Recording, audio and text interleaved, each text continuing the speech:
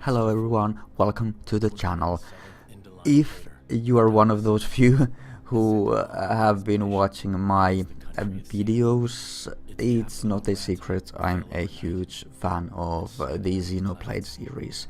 The reason I didn't start playing this DLC right after it released was that I wanted to get other stuff out of the way and some other games done first, so that I can completely concentrate all my gaming time just to this one DLC.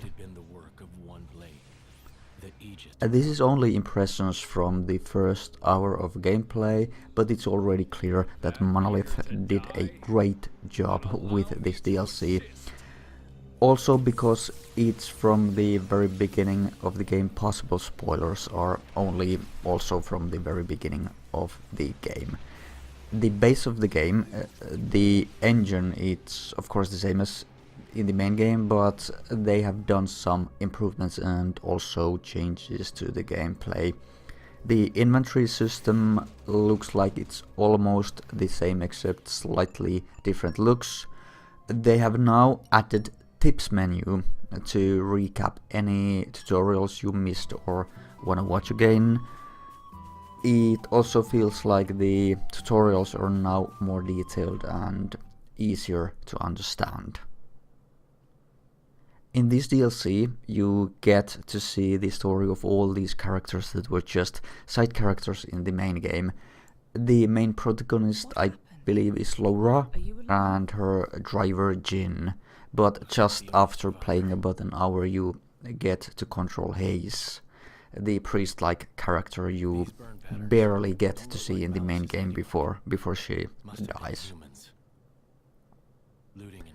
The game begins by Laura and Jin escaping from some monsters and gives some of the very basic gameplay tutorials.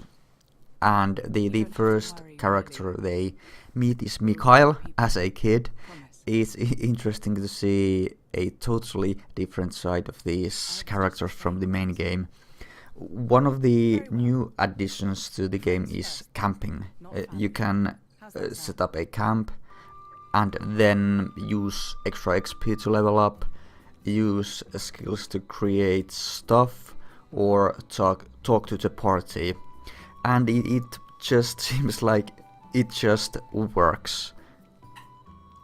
It was also a nice surprise to see my favorite character, perhaps in any video game, hop in right from the beginning.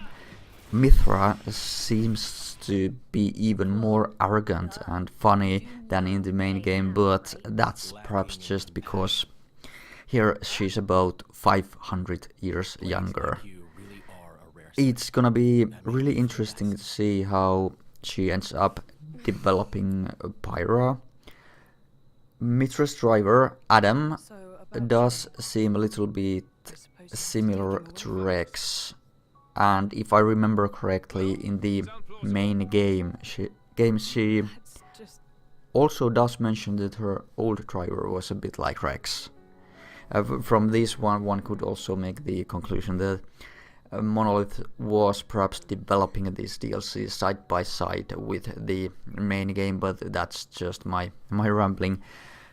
This was the majority of my thoughts from this only after about an hour of gameplay, and it really feels like it's gonna be one more great Xenoblade story. Thank you everyone for watching, and I wish you the most pleasant rest of the day. Bye.